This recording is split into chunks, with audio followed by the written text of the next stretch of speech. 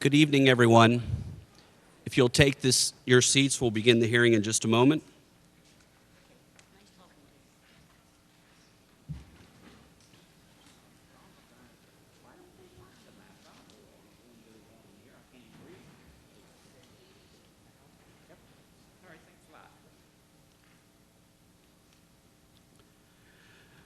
Hello, everybody. Thank you for coming out in this relatively warm evening for tonight's hearing. I will now call the hearing to order. My name is Jeff Rehmeyer. I'm an attorney with the CGA law firm in York. We are serving as solicitor for the Dover Area School District with regard to this project, which involves construction of a high school and related work. Additional presenters that are here this evening include Mrs. Tracy Crum, your district superintendent, Mrs. Jennifer Benko, your business manager, John Badia, architect with Crabtree, Rohrbal & Associates, Scott Cousin, also an architect with Crabtree, Rohrbal & Associates, and Ken Phillips, managing director of municipal finance with RBC Capital Markets, LLC. There are members of the school board present in the audience, so they will hear all of the proceedings this evening as well.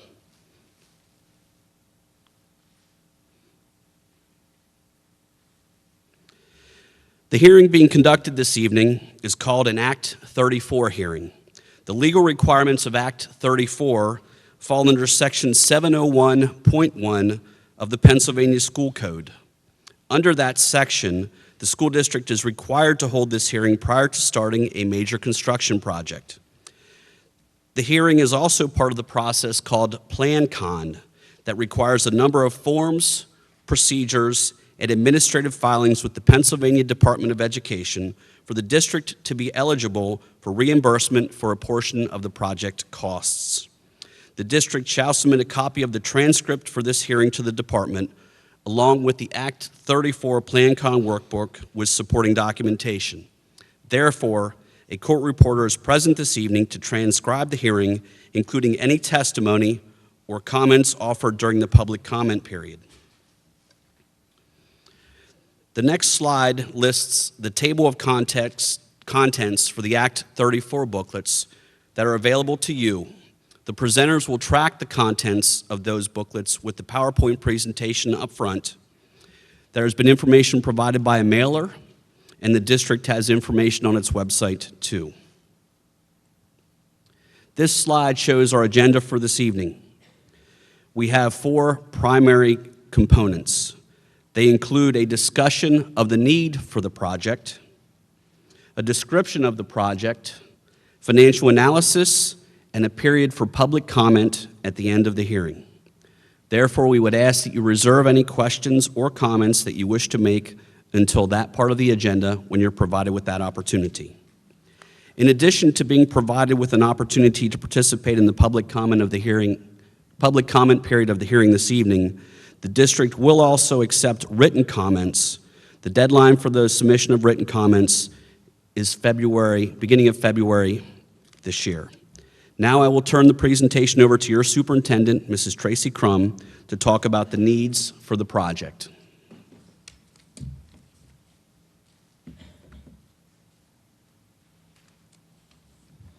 Good evening, everyone. And thank you also for coming out tonight on what I think is a pretty cold night out there. My role tonight is to talk about the project need, and before I do so, I want to reiterate again that all public comments and questions will be documented and will be posted on the district website along with the answers, and they will be accepted for 30 days following tonight's presentation. Again, my role is to talk about why do we need this projected high school. The district has worked with 4 different parameters that we're going to talk through tonight. And the very first one deals with better accommodating our anticipated student population. Now, when I talk about that, what I'm talking about is not necessarily numbers, but the needs of our students. As is the case in most districts in the state of Pennsylvania, the needs of our students and the diversity of our students is increasing greatly. Our special ed population has grown dramatically in the last couple years, and our building, specifically the intermediate school, is not keeping up with that need. So that's probably the biggest reason with the demographics of the population. The second is to address the educational programming now and into the future. Adapting our physical environment, as it says up there, for the advancement of teaching and learning is absolutely a necessity. The way students learned 20 years ago is not the way they learn today. The way teachers taught 20 years ago is not the way we teach today. 21st education is embedded with technology, and the current building is just not equipped to deal with that. Secondly, the state of the classroom today is no longer a classroom. You would be shocked if you walked in and saw our kids. They sit in groups today. They talk among themselves. They do projects. They very rarely are sitting in straight lines with the teacher talking at the front of the building. And if you look at the current state of the building, it's not built for that. When we talk about the new building, what we're proposing are areas of collaboration for teachers and for students, and also involved with the technology so students can collaborate with students from other districts in other countries. So the fact is that the building is just not set up the way it needs to be. With the advanced technology, we do not have the capacity for the infrastructure necessary for every single student to have not only one device these days, but sometimes 2 and 3. So the building is not equipped for that anymore. This is necessary not only for the high school, but so we can transition kids to the world, whether it's an academic education in college or whether it's to the world of work, which also is extremely highly technical today. And finally, I talked a little bit about the diverse needs of our student population. Today, we have numerous classes of many different types of specialties in our buildings, and it is very important that the building reflect what is needed for these students. The third thing we really looked at was simply the deficiency in the building. And if you take a look at that list up there, and I don't need to read them for all of you, but I will share with you, as we move forward with this building, the cost to upkeep an aging heating and ventilation system, the filters we have to replace, the plumbing systems. The fact that it's not energy efficiency today doesn't even reflect the cost to the district and the taxpayers is significant in these aging systems, and there is no way to update them in the current intermediate school.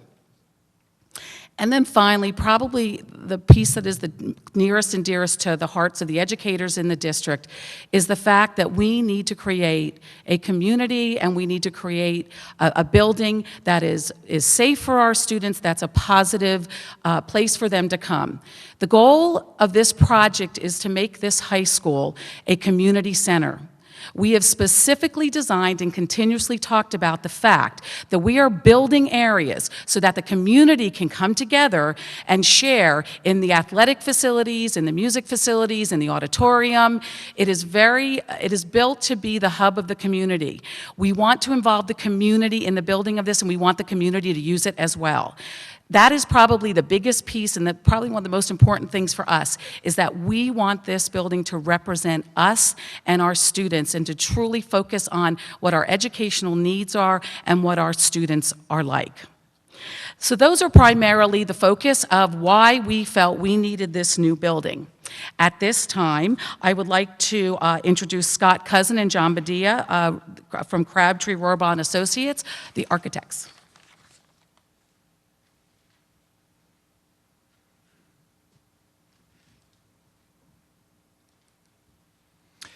Before I jump into the options considered, I wanted to point out that the district wanted to make available that all the information pertaining to the study and the ongoing board meetings and the development of the project can be found at the district's website.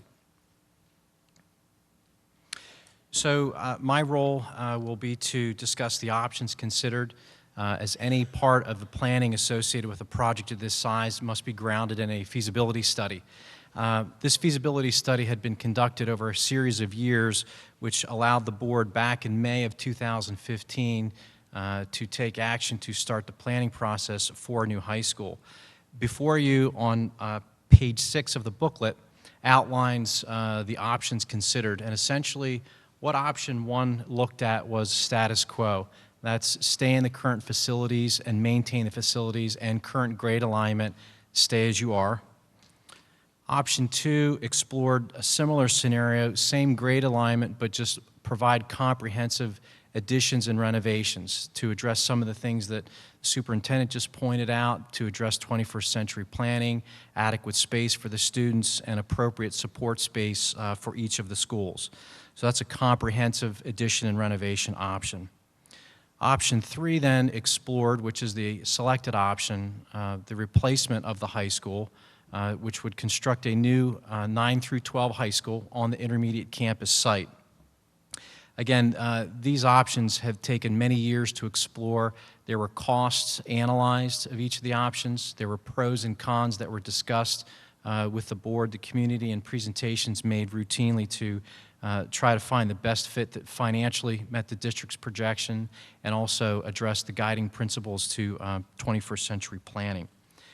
Even after this point in 2016, the board elected to further explore and analyze variations of these options and ultimately arrived back again at option 3 to proceed with the planning of a new high school.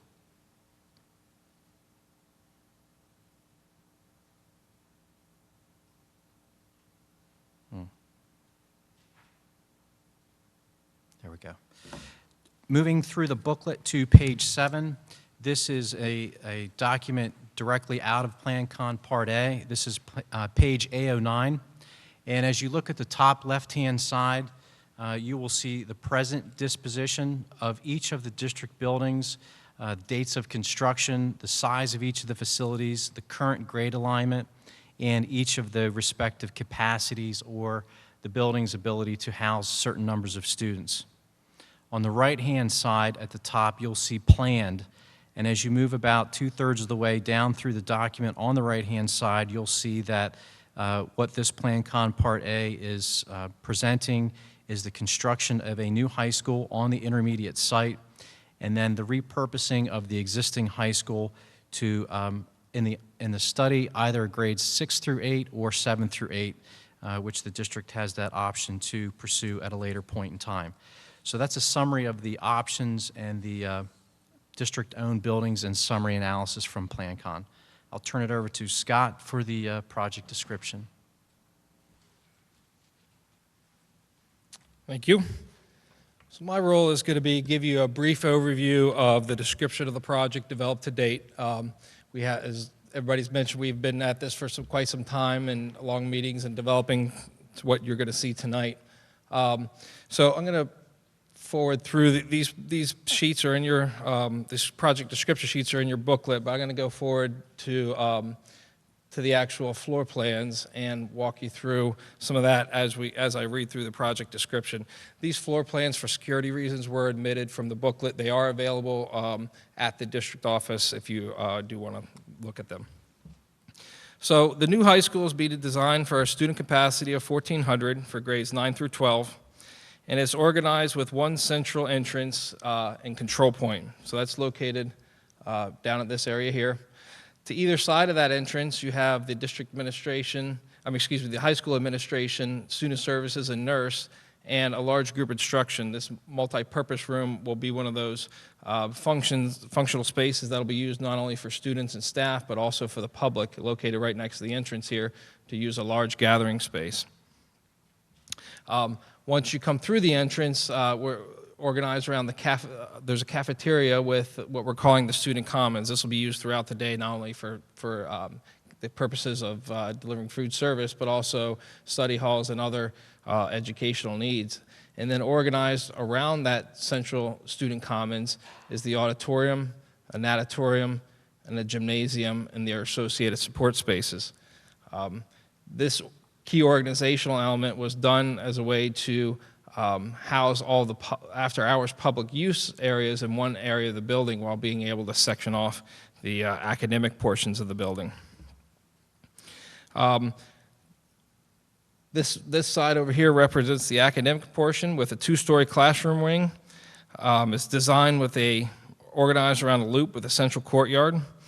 Each loop is organized by department, and the rectangular footprint minimizes the building perimeter, which allows for a better HVAC efficiency while maintaining a compact layout for the site.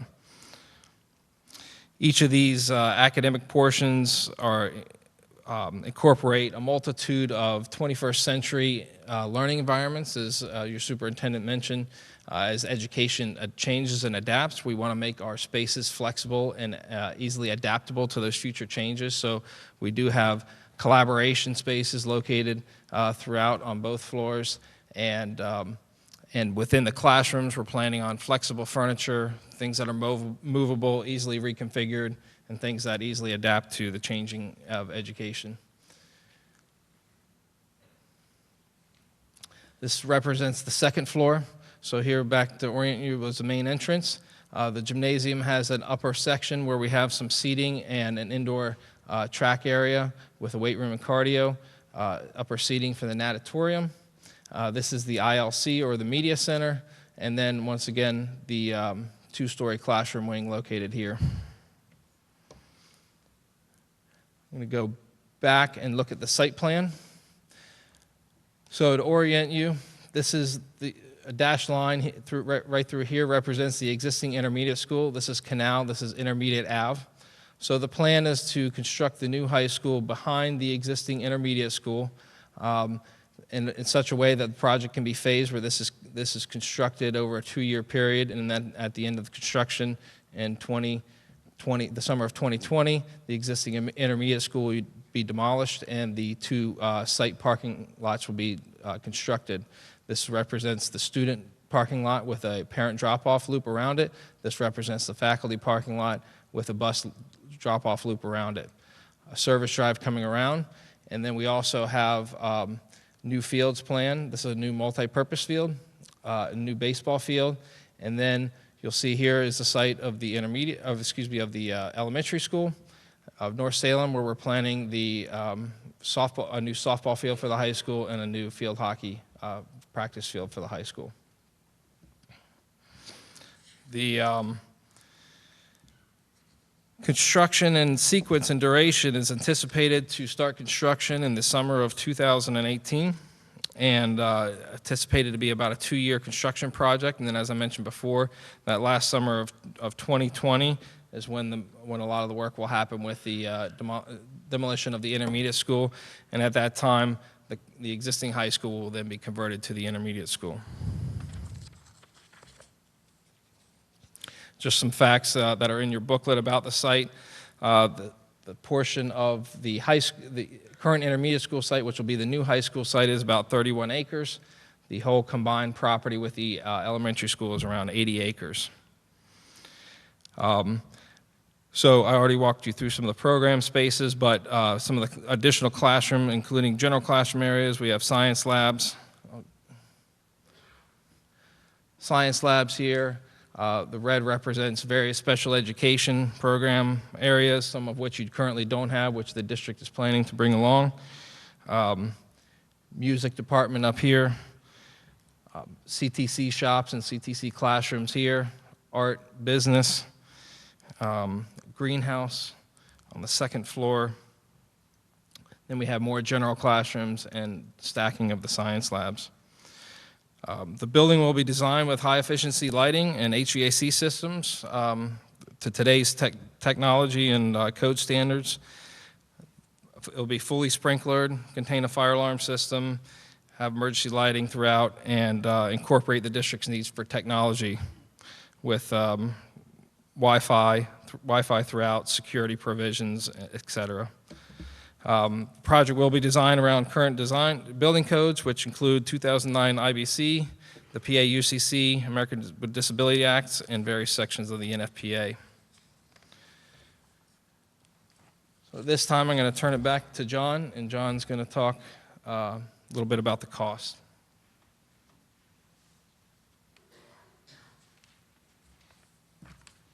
If you turn to page 11 in the booklet, you'll be looking at excerpt of PlanCon Part D, project accounting based on estimates. As this is a publicly funded project, we have provided estimates for a multiple prime contract bidding scenario, so you can see the dollar values associated with each of the contracts identified under the structure cost to arrive at a subtotal of approximately $55.7 million for general construction, heating and ventilation, plumbing, and electrical, which also includes site work. In addition to that, there are costs for fees associated with design, permitting, regulatory agency reviews, and approvals, which is shown here. The estimate also includes allowances for movable fixtures and equipment that will be necessary to provide adequate equipment for the school. So those allowances have been shown in line item C as well at a little over $1 million. The PlanCon reporting format asks that there be certain breakouts provided for site sanitary costs, which those costs are included in line item E at approximately $250,000.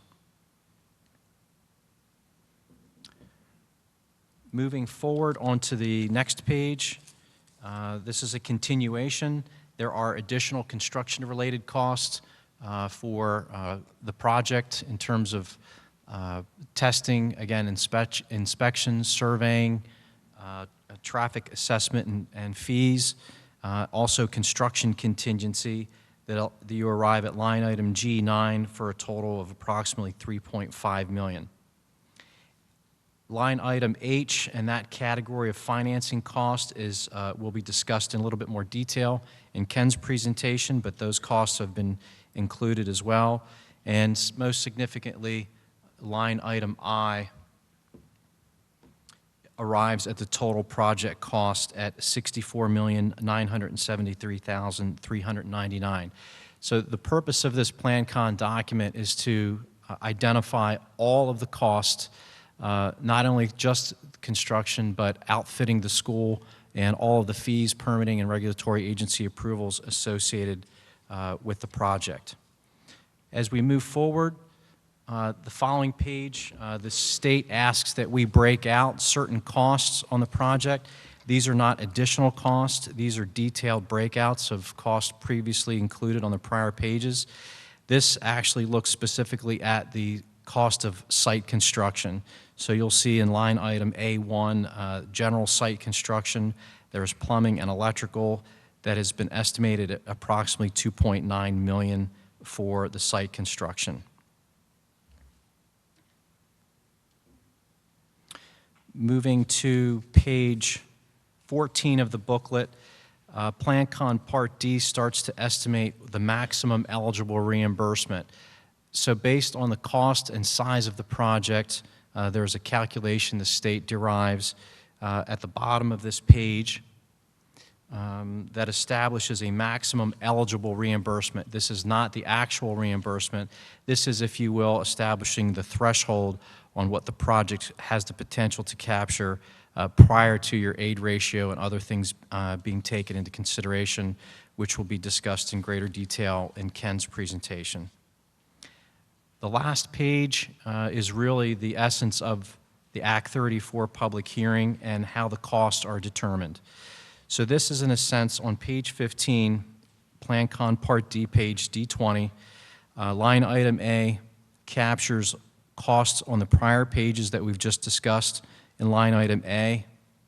It excludes all of the site costs for the purpose of this calculation to arrive at an Act 34 maximum building construction cost of $57,084,634.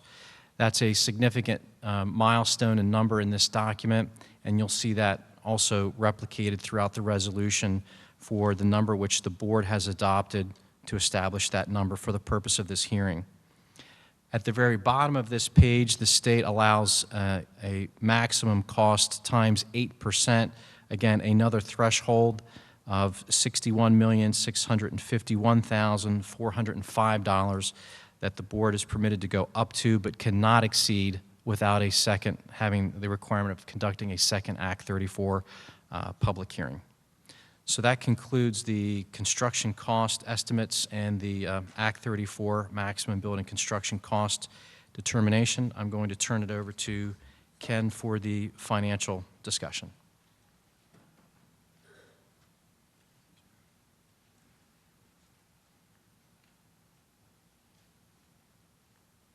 Am I pointing out here, Scott?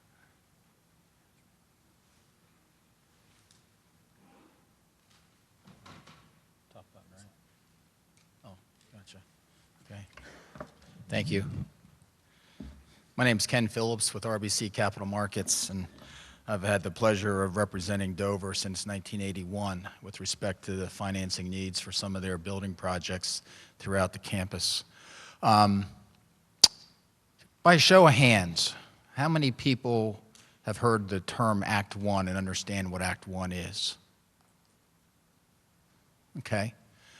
Act One was passed about 11 years ago in the state of Pennsylvania, which has really dramatically changed how school districts go about financing building projects. Act One restricts the school district based on certain economic data on an annual basis as to how much they can raise millage for not only building projects, but for operations and basically to run the school district. So Act One, every school district in Pennsylvania has learned to live with Act One in terms of funding the everyday costs of going to school. And that we're going to talk about tonight because what it has done with respect to school projects, it has made school districts very good planners.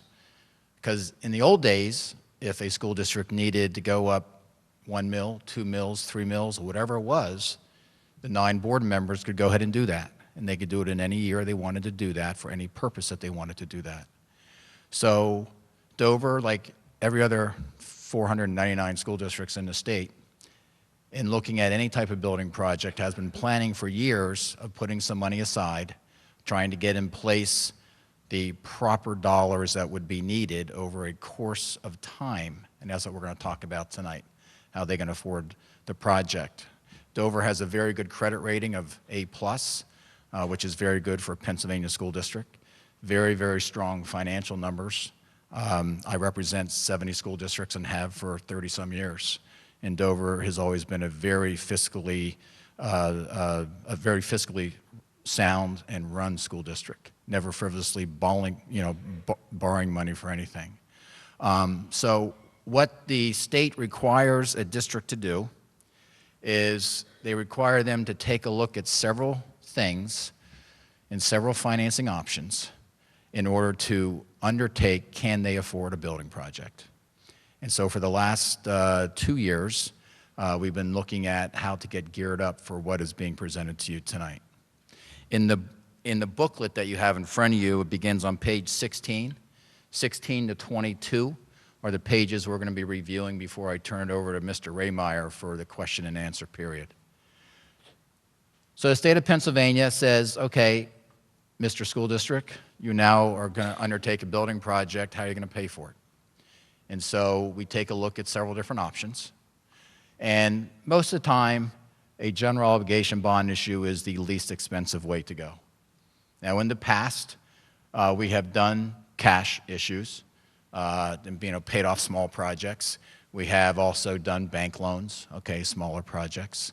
But really what they are financing is the same thing as you and I if you have a home mortgage. This is a mortgage on the new high school, just like we have a mortgage on our house. And so they set up the mortgage schedule based on what they can afford, taking into consideration not only the building project, but also other operations. So the state requires that you look at direct cost, i.e. the mortgage cost, and indirect costs. And those are costs that we're going to review today that sometimes come about because of a project. Maybe you have more insurance that you need. Maybe you need to hire more custodians. Those are the type of things that we're going to review in these pages. So for this particular issue, it's anticipated that based on the timing of the project, that the district will issue bonds in 2018, general obligation bonds, and also in 2019 to go ahead and pay for the project.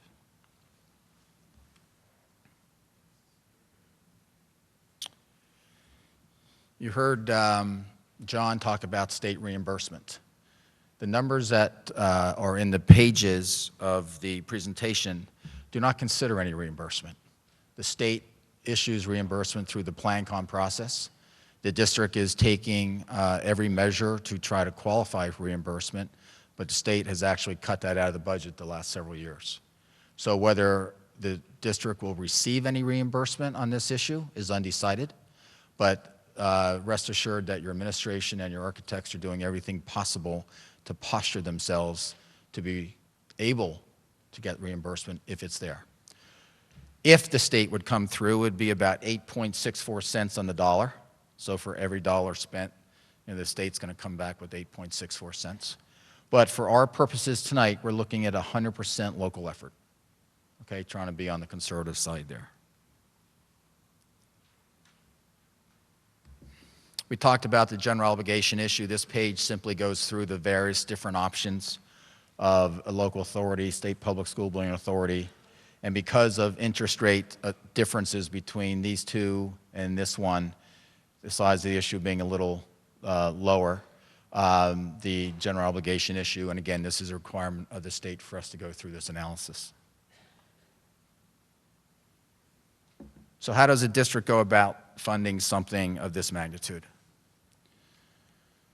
What we're going to do is, one option is we take into consideration all the existing indebtedness of the district. So we look at it as one complete debt portfolio. You have existing debt and you have the new debt. And because of Act 1 of restricting how many mills a district can raise in a current year, we try to look at all those scenarios and say, okay, what's the least expensive? The most expedient in terms of keeping costs down would be for the district to use some of their mills from their current debt, and we're going to go through that with you, and then to go ahead and use that in a wraparound fashion to use that to help pay the new high school and the 18 and 19 issue. We're using a mill value, a constant mill value in our studies, and there's a table we're going to spend quite some time on, of $1,300,000. Current collected mill value is about $1,306,000. Okay, so we're being a little conservative because you would think the value of the mill is going to increase every year. But you'll see again, that's just one of the assumptions in our studies.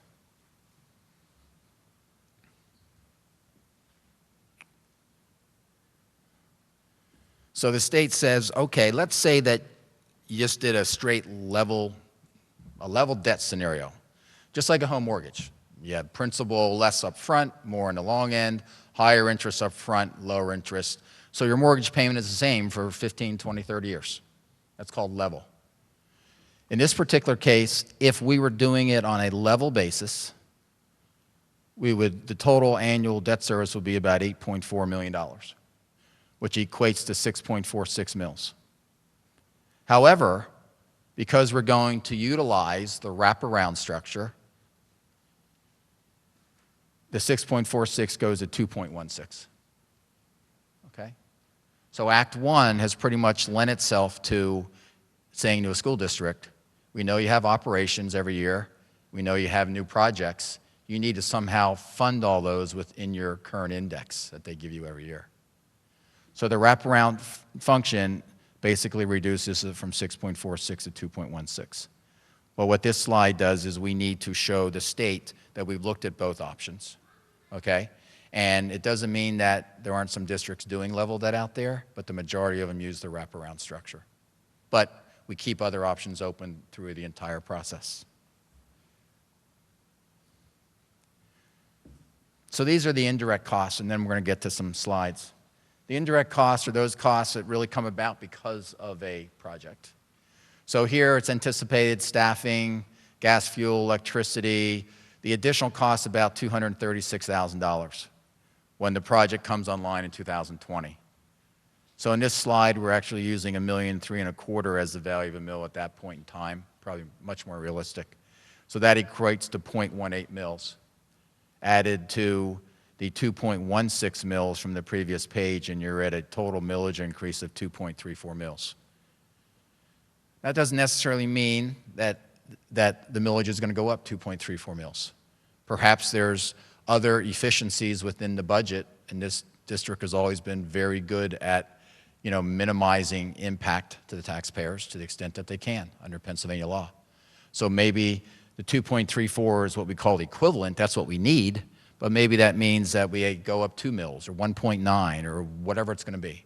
And a lot of that's going to be a function of where bids come in on the project. A lot of it's going to be a function of where the interest rates are when we go ahead and finance a project. This is that mortgage schedule, okay? This is just the one for the first, proposed 2018. We have a 0.5% contingency built into here for something that's going to happen here in the next 6 months, most likely. We're pretty good with that estimate. But you can see that there's less principal up here, and then when the district's old debt starts to go away, then we start to kick in the principal. That's the wraparound function. So we have cost here of $1.2 million something, and then it goes out to $3 million. Okay? Total issue goes out to 2040. Next page is the same projections for the 2019. Again, we have a 0.5% contingency built in there.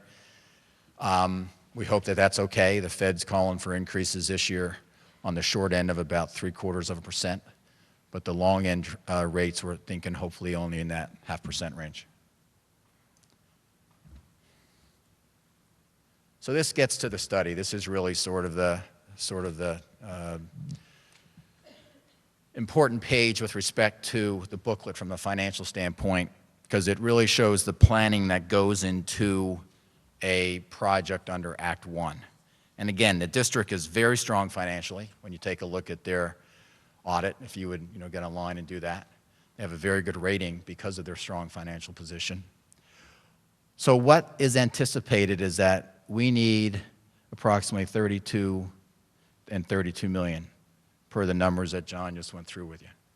So $64.25 million or so. Here's the 18 issue. Here's the 19 issue. Here's the existing indebtedness of the district. So you can see this wraparound function where we have less cost up here, and then when this goes away, the mills start fading into down here. That's what allows us to go up roughly 2.16 mils on the projections as opposed to 6.46 mils because of the structure. And again, this is the common theme that Crabtree and ourselves see, when we're talking about new building projects in Pennsylvania. Very important column.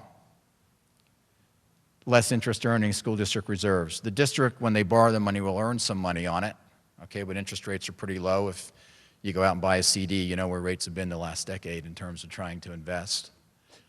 But the district has put aside some money over the years because they knew that they were going to be doing something. You heard about the options looked at and so on, so you knew they were going to be doing something. So the district is planning on using about $6 million of their reserves to help phase in over a period of time, okay, the millage equivalents needed for this project. Remember, in the old days before Act 1, we could be having a hearing like this, and the district could say, okay, we need 2.16 mils. And next year, they could go up 2.16 mils legally under the state of Pennsylvania. Act 1 index does not allow them because they can't fit 2.16 mils in their annual index. Far less than that.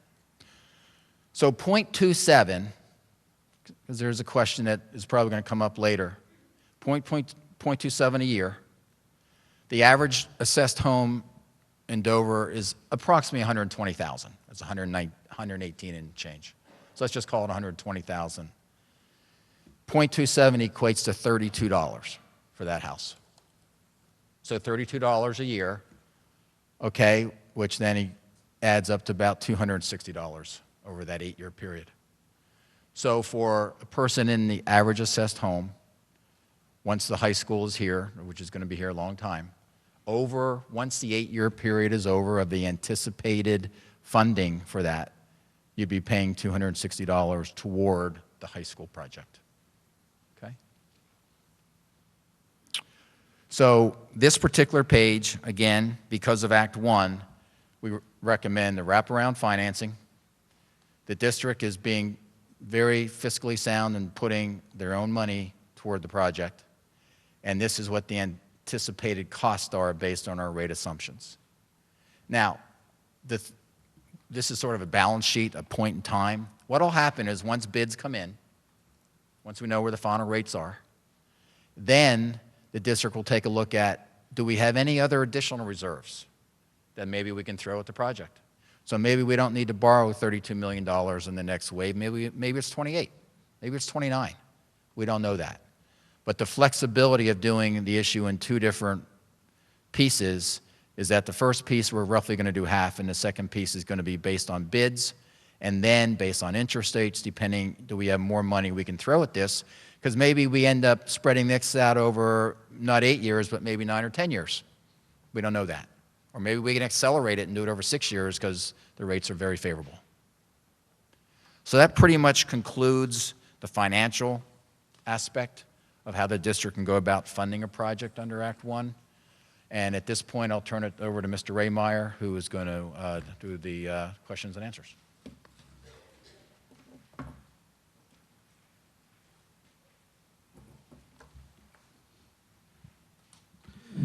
Thank you, Mr. Phillips. Just a few slides before we transition to the public comment period of the hearing. Slides 36, 35, and 36 show a resolution of the school board that was adopted on November 14th of last year. That resolution implemented the process by adopting the maximum projected costs, maximum building construction costs. It authorized this hearing.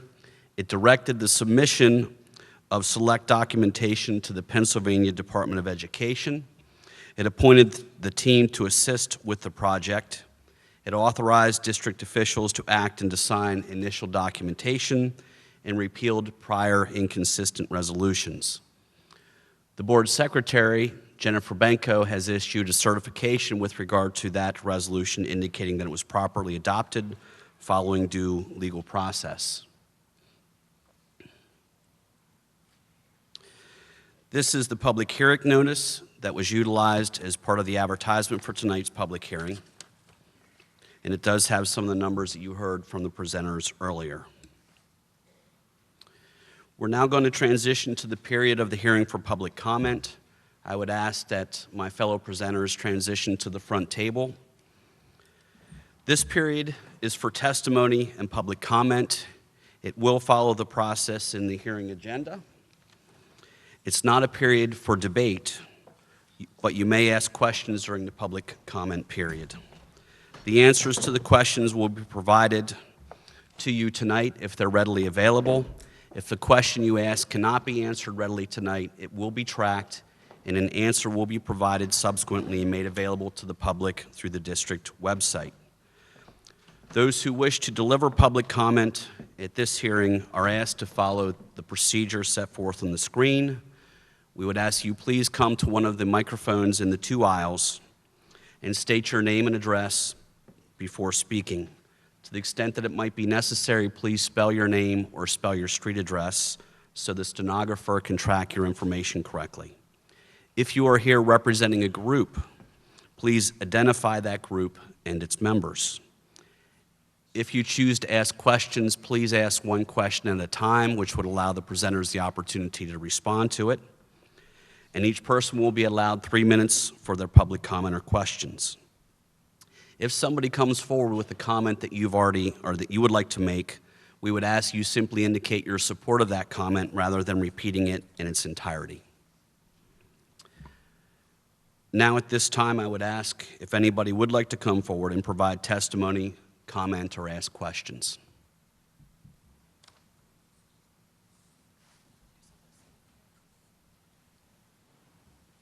Would you like me to come up with this microphone?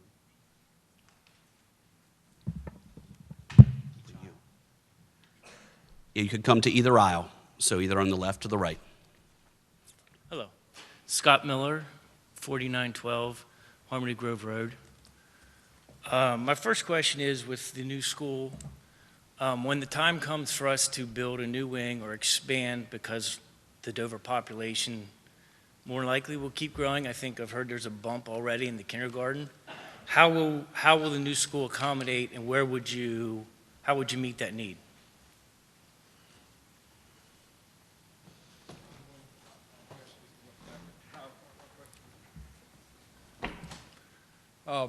So that was definitely something that got addressed not only in the initial planning of the school, sizing it for 1,400 students, but also being cognizant of the size of the property and siting of the building. So I'll just go back to the site plan, bear with me.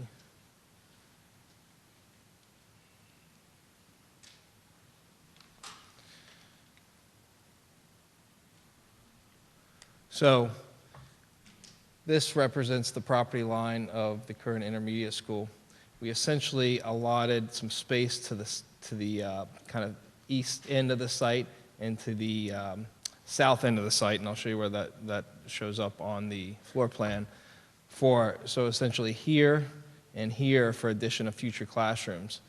Some of the core spaces we're sizing, it's difficult to add on, a couple seats to the auditorium or a couple seats to the gymnasium, so we're sizing those for the future need as well. So we haven't done any calculations, but probably 1,600 to 1,800 students would be possible at this school. Okay. Well, I was sitting here, you said 80 acres for the two properties. I just looked on the tax maps. The intermediate school is 31.83 acres. North Salem is 38.58 acres. So it's not as big as what you were saying it's going to be. And you got to throw in Fox Run. So I want to know how the students are going to go from the high school to North Salem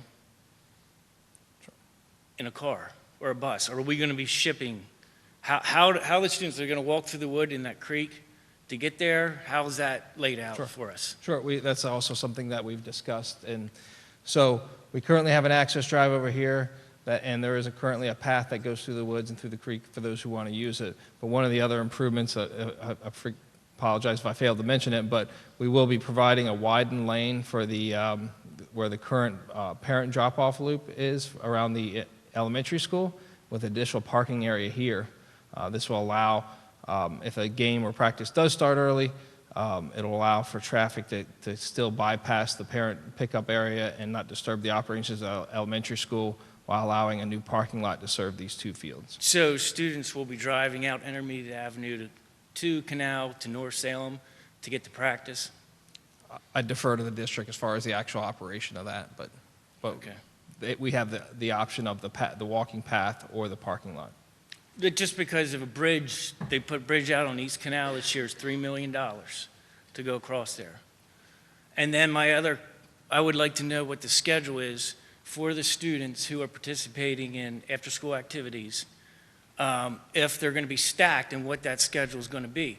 Because if I live out in Washington Township and you're telling me my child's not going to be there till 6 o'clock, what's the school district going to do from the time that he leaves to the time he has to be at practice? Because we're actually cutting athletic fields a little bit, and we're going to try to stack things, from what I've been told. These are actually the same number of athletic fields planned that you currently have. We're still utilizing the ones across the street at the existing high school, which will become the intermediate school, for things like football and track and field, and also some junior high events over there as well. So it's actually the same number of fields. As far as, I don't know if the district wants to respond to the question of scheduling, but We haven't even begun.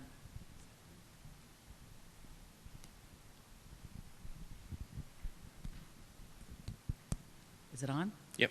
We haven't even begun to discuss the scheduling for the athletics at this point. So we haven't even talked about it at this point, at this time right now. So The scenario is possible that somebody may have practiced at 6 o'clock, but they're getting out of school at 3. we have no idea. We haven't even begun this discussion yet. And there are people who say that we don't have enough fields the way it is. Being that said, in Dover Township, 50 acres were sold this fall for $7,500, or an acre. 100 acres would cost us $750,000. We could build this school for $70 million on property that's probably too small. It doesn't meet football needs, the stadium needs, or anything like that. Or we buy 100 acres for $750,000, say $1 million.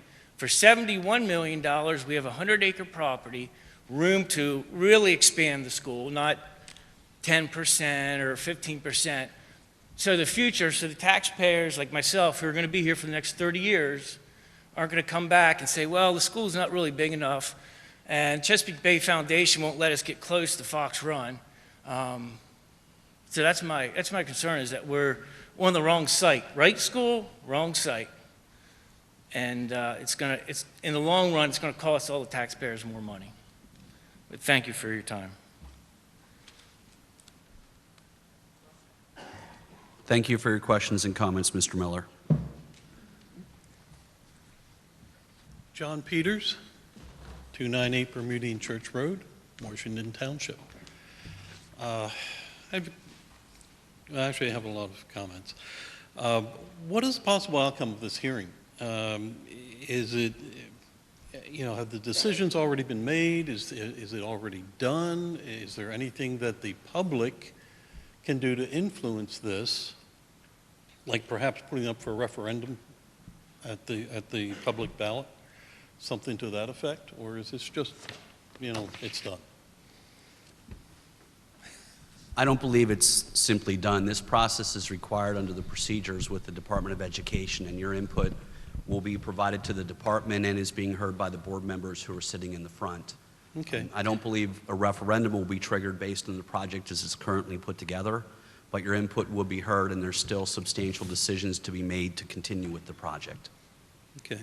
The court and the Pennsylvania Department of Education have designated Washington Township as an independent school district for the purpose of transferring to Northern York County School District, but have been delayed and mired down in the final application approval of the Pennsylvania Board of Education, along with lawyers for Dover School District and the union, even though the benefits to both districts have been exhibited for years.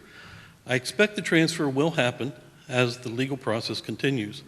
I do not see any reference in this document as to the effect of moving 260 students and Washington Township out of the Dover School District.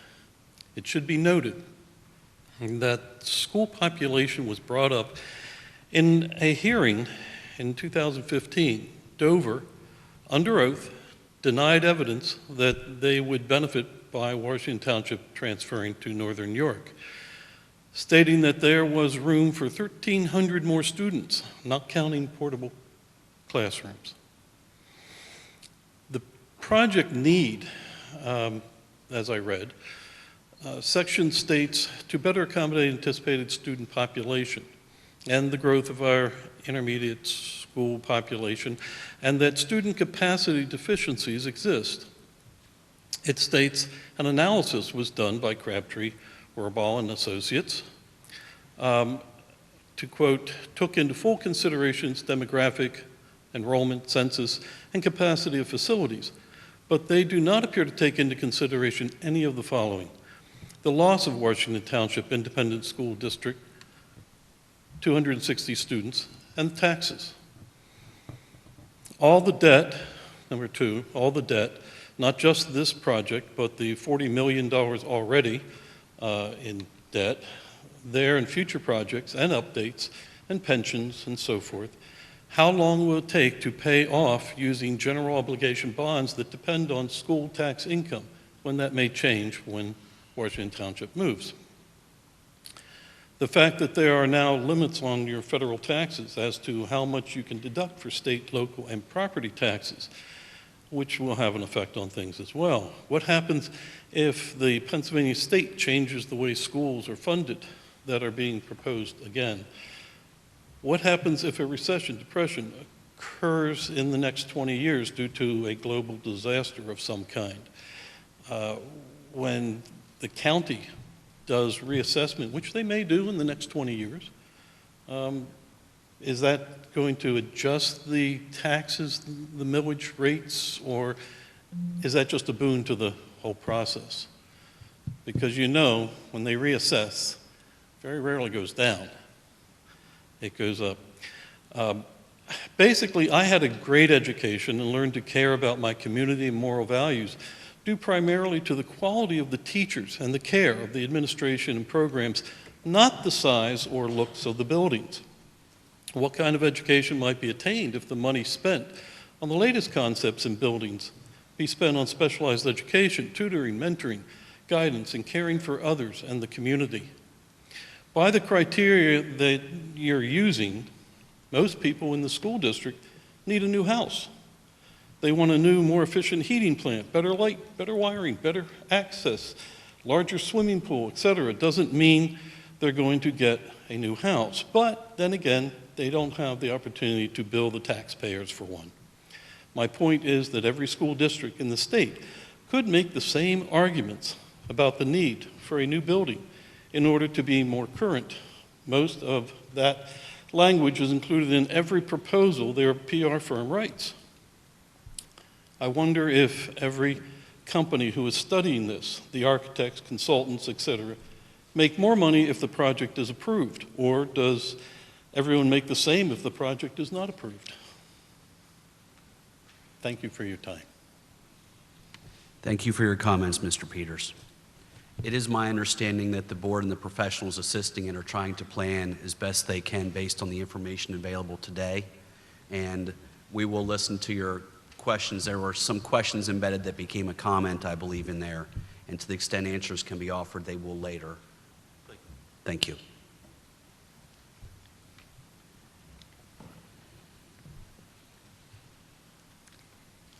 My name is Georgiana Aberton. I live at 1922 Poplars Road. I've been living here in Dover School District for 17 years. And during that 17 years, my school taxes have just about doubled. And I have a little note here. Article 3, Section 14 of the Pennsylvania Constitution says the General Assembly, not the local school district, shall provide for the maintenance and support of a thorough and efficient public school system and the education needs of the Commonwealth. That's not happening. And since Act 1 went into effect in 2007, school property taxes in York County have increased 31%, on an average of 31%, 22% in Dallastown, and 41% in West York. West York is $88.5 million in debt because they had 2 new palaces they built for the students. I work for a contractor, and I've brought along just a small amount. I work for a roofing contractor. The small amount of the plans to build those palaces for these kids. And not one thing in those plans shows where education was improved. And to me, it's like a competition, one school district making a bigger and better palace for the kids, and still their grade levels drop. You can't go into any place where a kid, and not only the children here, not only the kids here, the education is not better. I've only lived here 17 years, but my neighbors who have lived here for years moved out so their kids wouldn't go to school here. And it's not getting better, it's getting worse. It's getting bigger and bigger and bigger, and we can no longer afford it.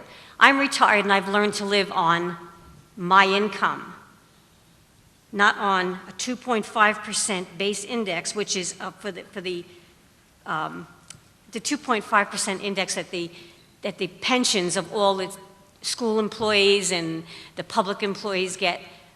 I got a 2% increase in my Social Security this year, and it cost me $1.40 because Medicare went up. Is anybody helping me? No. If I didn't have this little part-time job at this roofing contractor's office, I couldn't afford to pay your school taxes. And no, I don't want them going up anymore. If the boiler's broken, fix it. If the heat system is not good, fix it. You don't need a bigger school. I went to school, yes, 20 years ago, 40 years ago, whatever it was, and I learned. I can read, I can write, I can add, I can subtract without a calculator. You cannot ask an employee in McDonald's what your change is from a dollar bill. If your bill is 79 cents, they can't tell you. If the computer doesn't tell them, they can't tell you. I have children in my neighborhood that I take care of in 2nd grade that can't read or write yet. 2nd grade. She should know that. She should know that in kindergarten, not 2nd grade, 3rd grade. And nobody even pays attention to it. I have a nephew who's in 6th grade, not in Dover School District, but in a York County School District, who they're just now accepting the fact that he's autistic and giving him something because his mother got an advocate to go for her. Every time she would go, the school board would say, "You don't need that. Go home." So she has this problem child now who's 13 years old, and he's operating on like a 2nd grade level because the school district wouldn't address it. No, don't make the school bigger, make it better. Teach them how to read, teach them how to write, teach them the basics that we learned and that our generation, Our generation, and not a lot of you, but some of you, our generation is the one are the great inventors of our society. These kids now, all they know how to do is open a computer. If they need, and the computers, we give them all computers. They have no respect for it. They don't own it. We do. The taxpayer owns it. They don't own it. Let them go to the library. Let them learn how to do that. Let them open their own home computer. Don't give them computers that I'm paying for. I can't even afford my own computer. I've had the same computer for 11 years in my house. I can't afford another one. And if anybody would like to look at the plans and specs for West York High School, I have them. Thank you. Georgiana, thank you for your comments. Did I correctly hear your last name is Adamson? Aberton. Aberton. This is just for the roofing for West York High School. I couldn't bring in the others. I have Shikellamy and Middletown out in my car. Thank you for your comments. $1 million. Thank you for your comments. I know the board members pay attention to spending, and I believe they heard your message with regard to And they say, being. the school board's money. The school doesn't have money. It's our money. Yeah. You have no money till we give it to you. And if you keep stealing it from us, how can we have any to keep ourselves alive? You have to keep them as counties, Georgiana, keep their houses. thank you for your comments, and she stepped away from the mic, but I think your message was heard. Thank you. Yes. Hi, I'm a student of the intermediate school. I'm Nathaniel Stefanovich, who lives on 4801 Carlisle Road. When I started kindergarten, I struggled. I was in the lowest. But now, with your education that you provided me, I was able to progress, and now I'm in the National Honor Roll Society. I'm an honor roll student. I have straight A's, a couple B's, and I'm proud to be a Dover student. I'm proud of our band. I'm proud of how our education progresses. I'm proud of all of our sports. I'm just proud of this school. I have Dover proud in me. But what I don't like is how our intermediate school is right now. I was helping at the officer breakfast this morning. I walked into a 7th grade hallway taking a poster back, and I saw Dance in the Lockers. I saw we have skinny lockers that have cubbies above them. A couple of them had no doors because they broke off. Last year I had one of those lockers, and they wouldn't open correctly. We tried pulling them off. We tried opening our doors, and we pulled them out of the wall. I think we need this new building to help us with our education. If we get into a different environment, that will bring up the student and would make them learn better. Nathaniel, thank you for your comments. Congratulations on your successes. I know that supporting your efforts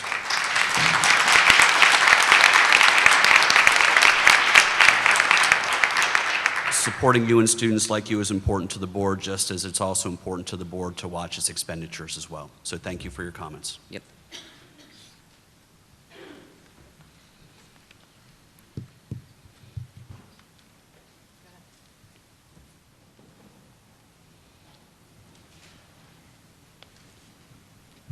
Good evening, ladies and gentlemen, and the representatives of the school district. My name is Michael Resch, or ESH. I live at 3530 Carlisle Road, and it's in Dover Township. I was reading I don't doubt the school district has needs, and I know there was a lot of discussion when the present facility was renovated versus building new, and it's my understanding we're currently $40 million in debt. Is that correct? I'm asking a question. Is that true?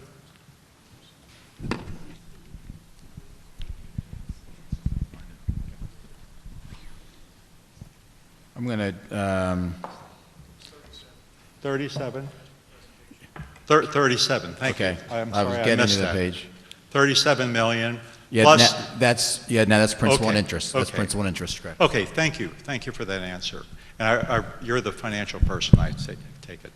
So anyway, in looking at the new law that they're proposing that's probably coming up coming year that they're going to vote on.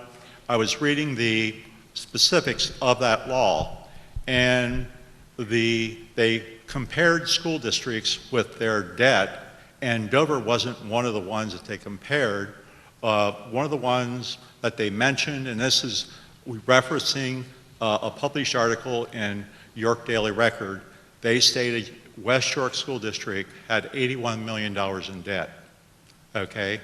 And the issue that at hand, if you look on Zillow.com, it gives you a summary of the total amount of pre-foreclosures and foreclosures of people with their debt in West York School District. And they said West York School District is literally facing a disaster with the new bill coming up, because what's going to happen if it passes in its current format is we will be double taxed. And the way what that means is the local taxing authority will contribute $10,000 per student. The state will provide $8,000, and therefore they're going to have alternative taxes that the township and the county can introduce to make up the monies rather than property tax. And under that formula, what they exclude in the new law is the debt. So what they said, using West York as the example in the article, the people in West York would be paying to pay down their $81 million in debt, plus the current operating expenses through new taxes. So all I'm asking is, has the board considered the impact upon the taxpayers with they've been trying to pass tax relief for a number of years, because just like the lady just talked about, I have two neighbors, I mow their lawns, I don't charge them, they're not able to mow them, and they can't afford to really live a decent life. But anyway, so they're trying to provide relief for those type of people. And so what I'm saying is, if West York is considered a problem district with $81 million debt, and we have $37 million, and we add the 61, which is the maximum he stated, worst case scenario, we're looking at over 90 million in debt. And that means that we're going to be in worse shape than West York as far as the new situation, not only with the new bill, but the current debt load that we'll be carrying. And I don't know where we get the $6 million that we can contribute that's excess to pay down. Why wouldn't we pay down the current debt and lower the taxes? So that's all I have to say, and I thank you for your time. Thank you for the comments, Mr. Resch. Hi, my name's Cy Barnes. I'm currently a 10th grader at Dover. I just want to say thank you to the board, thank you to my teachers, especially Mrs. Huffnagel, who's now sitting in the back, my kindergartner teacher who taught me how to read. So, like I said, I'm a student here at Dover, and I can tell you with confidence that every class that I go to has a minimum of 25 to 30 students per class in rooms that just aren't big enough to hold us. We can't keep putting duct tape and Band-Aids over every little crack in the wall that happens. Like, this school is not big enough for us, and I promise you that. From class to class, we go through hallways where we're shoulder to shoulder, and having a trash can in the middle of the hallway, catching drips from the ceiling isn't gonna help. I promise you we need this school, and those of you who say that our education doesn't have anything to do with the school building, students who don't want to go to a school are not going to learn. If we have a facility that students want to go to, they're going to be open, they're going to want to learn, they want to see their friends, they want to do something new, they want to pass this test, you know, we need this. We have ceilings that are falling apart, even especially the middle school. For any of you who have been there, the middle school it's falling apart, to be honest. The pool deck is chipping, paint's cracked, paint is chipping everywhere. The floors are cracked. Ceiling tiles are moldy. It's just not a fun school to be in. And any student who has been there can tell you that. Like he said earlier, we have lockers that are too small. It's just classes that can't fit us, especially here. The driver's ed classroom in the basement, that is not much bigger than my bedroom. We can't expect to fit 25 students in there and expect them to want to learn. We need a school where students are going to want to go, a school where students are excited to go each day and excited to learn. And I can say that as a student too. Like, I know if I want to be there, I'm going to want to learn too. When I see these plans, I get really excited to see these plans because I know that the school board sees this too. They care about us. They want us to want to be there. They want us to learn too. They care about our well-being.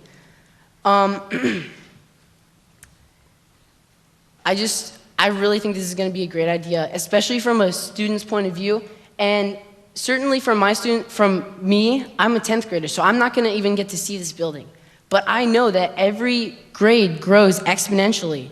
So if the school's not big enough for us now, in 3 years from now, where every grade that comes in is going to add more and more students, we're not going to have enough room.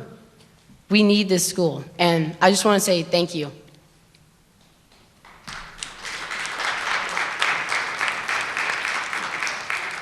Thank you for your comments, Cy, and thank you for your enthusiasm. Hi, Kathy Kennedy Meyer, 247 Mine Bank Road. For the record, I just want to say that the issue is not school spirit. School spirit is alive and well in Dover, and that's great. It was mentioned earlier that there's this thing called property tax reform that is occurring, and I would just like to mention to the board that it's this big unknown quantity, and nobody knows how it's going to play out. For that reason alone, I would recommend caution and maybe not doing anything.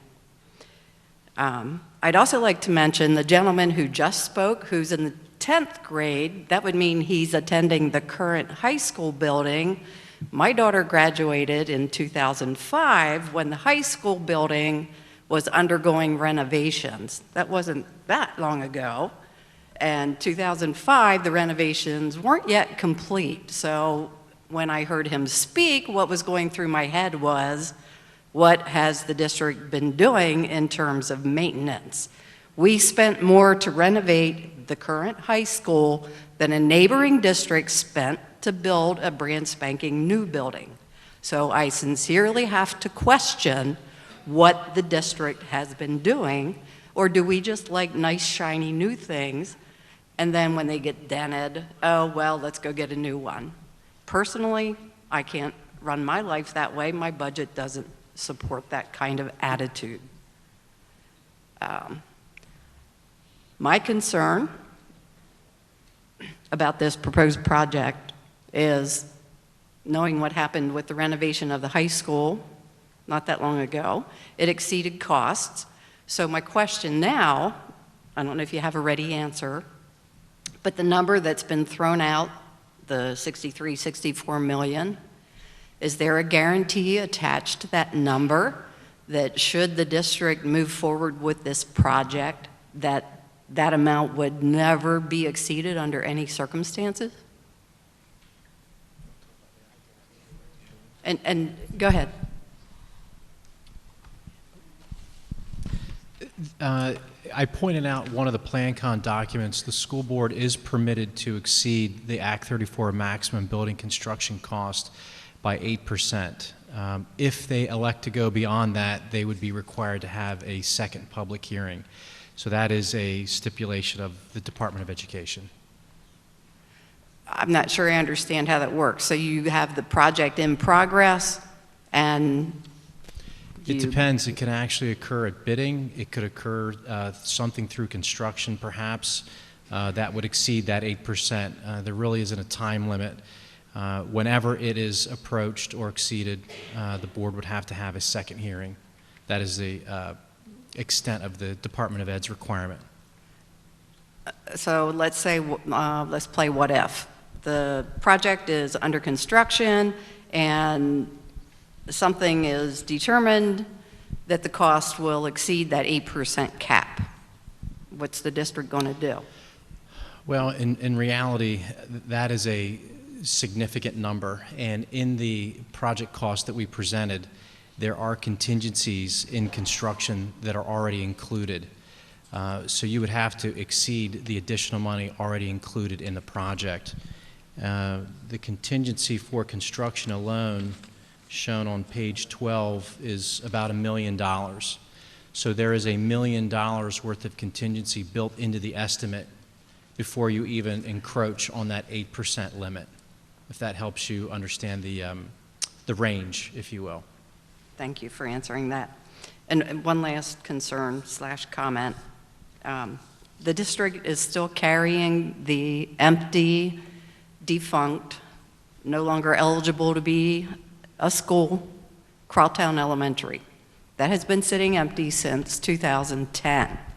And it's my understanding that the district is paying about $20,000 annually for a building that has no value, no purpose, zero return.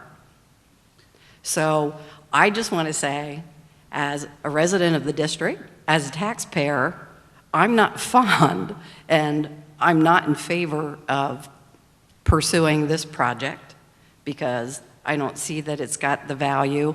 I think the district has demonstrated some short-sightedness in the past.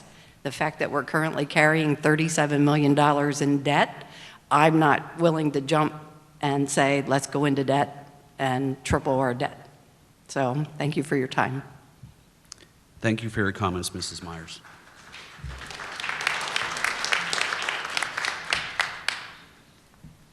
Hi, Shyla Kramer, Shyla Cramer, 2361 Tower Drive.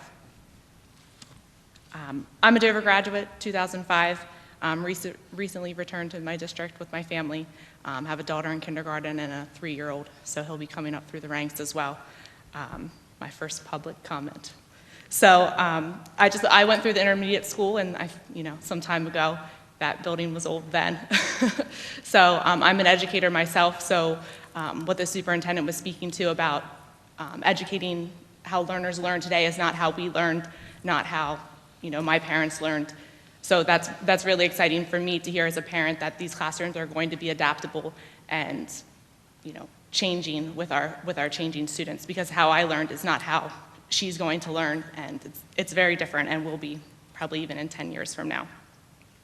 The natatorium, I just wanted to ask, so swimming classes, will that be offered in the high school then, obviously, since that'll be the new high school building, or will that be phased out of PE?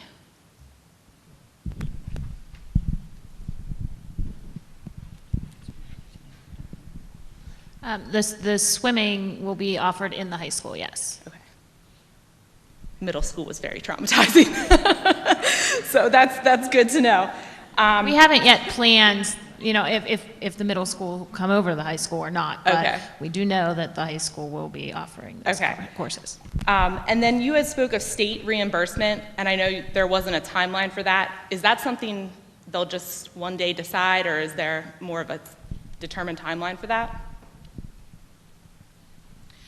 We did get our PlanCon A and B documents into the state prior to the May 15th, 2016 moratorium for PlanCon, so we are in the loop.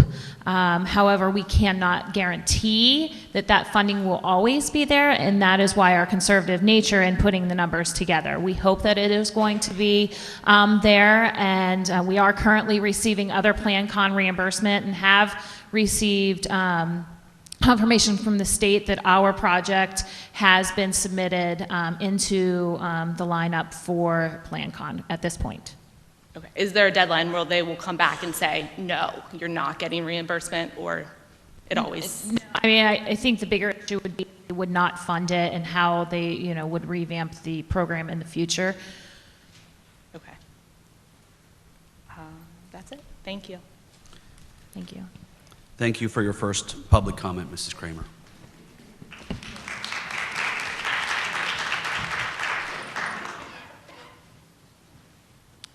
Good evening, I'm Joan Holm. I live 6320 Davidsburg Road. Lived there since 1976. I'm not sure if I approve of this project or not. I think the thing you were talking about is on page 14 at the bottom. Estimated maximum reimbursement, right? Isn't that what you were talking about just now with this other lady? That's the maximum eligible reimbursement. There's some other formulas that go into that that'll lower Okay, it. that means the state would or wouldn't give it to you. Okay, I'm not sure if I go along with this project or not. I was in Spring Grove at their wonderful new high school. Now, their heating system broke down last week, okay? I noticed in your plans that your auditorium is at the back of this new plan. So, is there a door for activities for handicapped people to come in to that auditorium from the back? Or must they come in the front door and walk all the way past all that other stuff back there? So one of the goals of this plan was not only to address the educational needs, but also from a security standpoint. I understand security, I really do. So we wanted to have that single point of entry that would control not only students during school and but also after hours for the public. You have that one point of control. So yes, you would walk through the entrance here. The handicap parking would be provided as close to the front entrance as possible, and then walk back towards the Okay, auditorium. that's about the same as Spring Grove. So an elderly person coming to a concert has to sit down sometimes on the way back to the auditorium. It's so far away from the main entrance. I know that from experience, a 92-year-old sister-in-law. Okay, that was my question about that. I am a moderately mature person. I'm on a fixed income, and my Social Security has decided to give me $1 more this year. So if I'm going to pay that millage on the property I own now, it's going to be sort of a burden, but I guess that doesn't matter. But I do have to add that my husband, my son and daughter, and my grandsons graduated from Dover. And my grandsons got wonderful scholarships. So evidently they did get a good education in this building, whatever it was, and the intermediate school. So, thank you.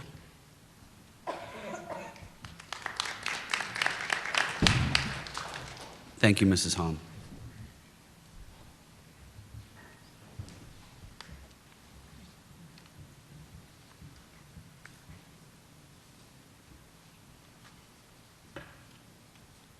Good evening. My name is Wayne Myers, and I'm 3850 South Salem Church Road, Dover. And I do have some concerns I'd like to throw out here, if I could, please. I've heard some of the other comments as we went along. Number one, I'm going to round it off the $65 million building to what's paid. There's some calculations that have it over $90 million as a total package till you got to pay for the thing with interest and all that. I just think everybody should at least hear that number is out there a little bit, and what do you think of that one?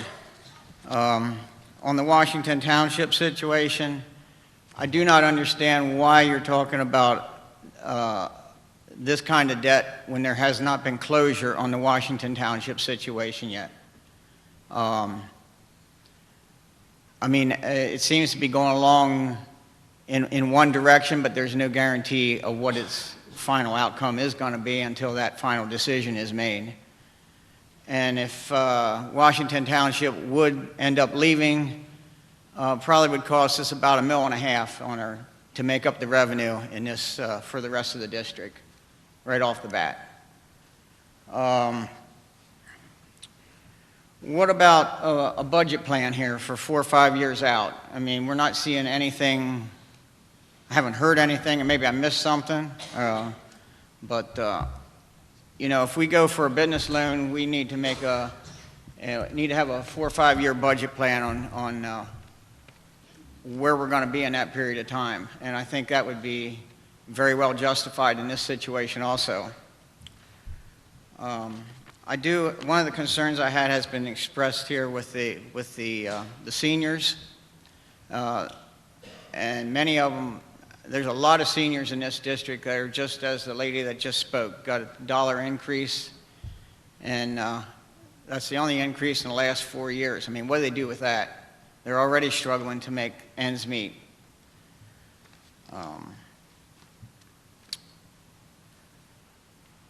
Has there been any other considerations except new? We just keep hearing about the new project. Have there been any other considerations as far as what else could be done? What would be a second choice? Sure. John mentioned earlier, as part of this hearing, what we're required to report is the options that we analyzed in the study that was done back in 2015.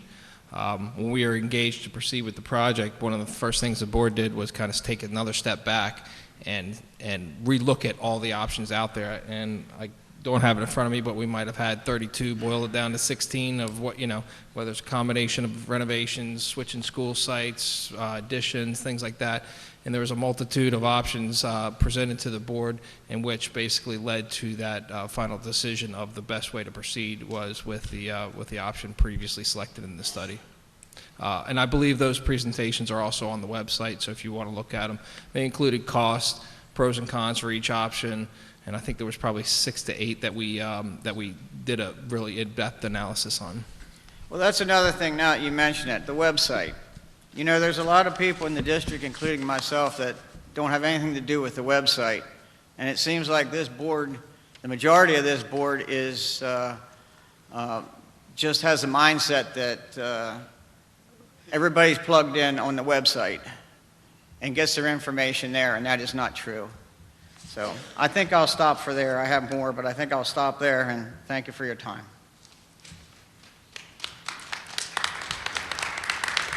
Thank you, Mr. Myers. I do believe if you want to see documents, you can contact district administration as well if the website's not available to you.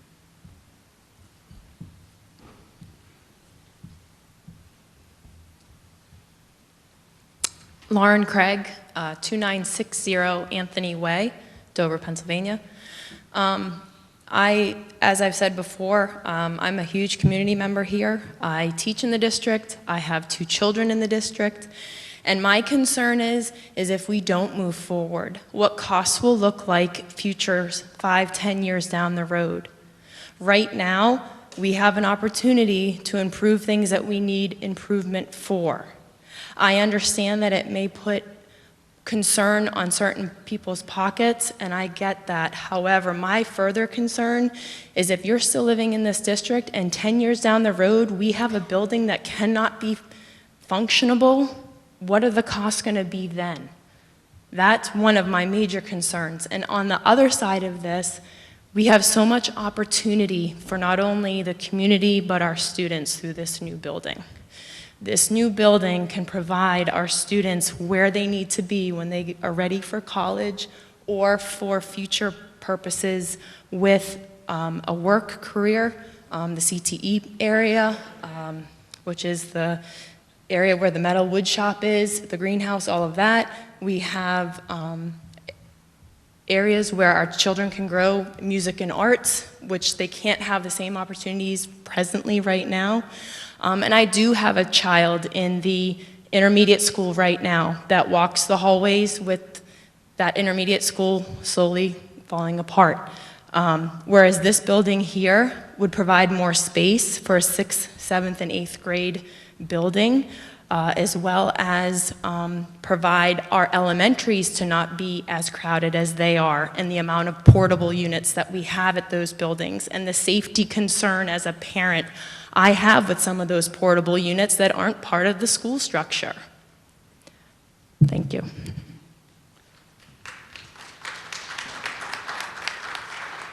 Thank you, Mrs. Craig.